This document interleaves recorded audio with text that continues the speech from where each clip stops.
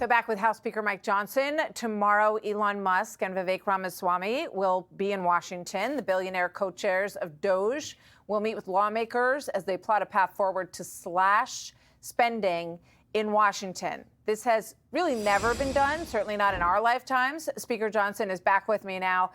Speaker, thanks again for being here. We're $35 trillion in debt. So the question is, how serious is this Congress about actual reform? Can they cut spending by $2 trillion, even though Congress doesn't have to sign off on all of that?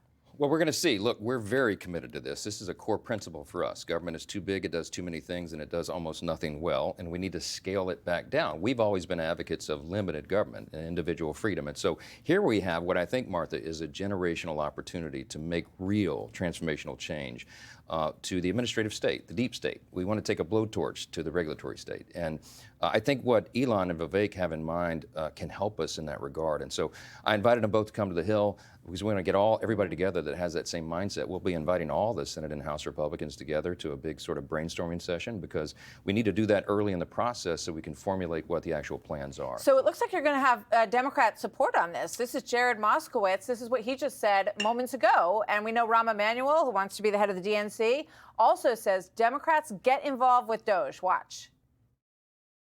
There's going to be other Democrats, I think, that join the caucus. Donald Trump has proven the way you communicate now is not to leave a vacuum. You go everywhere where we disagree. If it's on Social Security or Medicare, I'm going to push back. But if there's agreements because, hey, we can find hundreds of billions of dollars to save the American people, we should make that a bipartisan issue. Okay, so tell me some cuts that Congress does have control over that you think Democrats and Republicans can agree on. Well, we've got a long list of areas where we know there are waste, fraud, and abuses. And Oversight Committee's been doing a lot of aggressive work on that. Well, in the Oversight Committee in the House, we've just created a new subcommittee that will be laser focused on that, finding the places for the easy cuts. And then it's about scaling back the regulatory state. I mean, we use the term weaponization. That's what's happened over the last 4 years, that most of these three-letter agencies that are supposed to be serving the people are actually working directly against them and their interest. We have whole industries that have faced existential threats to their very existence because they're literally being smothered with red tape. And so it's a lot of methodical work that it takes to go through and reduce and restore the freedom with all in the free respect, market. Speaker, so some people listen and go, okay, we got a subcommittee, we got, it's going to take a while, understandably. But, you know, you look at the example in Argentina, Milei, there, the president, has cut 10% of the workforce. He has shuttered 13 government agencies. He's doing things that nobody thought was possible, that economists up and down said, you know, you can't do that. You can't do that. And he's doing it. Musk wants to take government agencies from 428 to 99. Can it be done? We certainly hope so. We want to be willing partners in that. And we have a new ability to do this now. Remember the Supreme Court overturned the Chevron doctrine, right? That's a game-changing kind of situation. Not in my lifetime, but we had the opportunity to go in and really take back control from the administrative state. For a long time, they've been acting as judge, jury, and executioner on the rules that they make on industries and small business owners and the rest.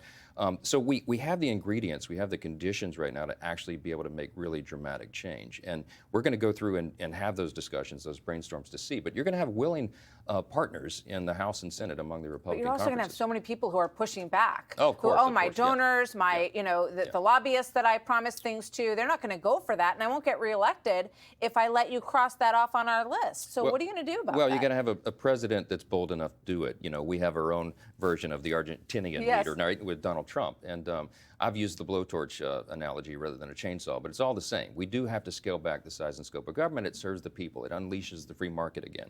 Our policy changes will be a part of that, but I think that if we can make some dramatic changes in downsizing the scale and scope of these things, we'll go a long way. So two specific examples, Planned Parenthood and PBS, are in congressional control. Are you planning to axe both of those? I would like to, that's for sure. Spending for both of those? Yeah, we got to build consensus to have the votes to do that. Now, some of this will be done by executive order out of the White House. Absolutely. He has a broad authority to do a lot of that. Yes. But where Congress is involved, that's where it takes the hard work of legislating and getting everybody on the same page. So there'll be lots of ideas that come out. We don't want to put too many of it out right now, okay? But this is part of that, preparing the playbook to unleash and unroll in January. Well, we know that something like 70% of those polled said they wanted significant change in the American government system, and it all falls on your shoulders. Yeah, no pressure, right? No pressure. But that's what we want too. But it doesn't. You're right. Like those two Supreme Court decisions are things that don't need to go through Congress. So there'll be baskets of areas of responsibility,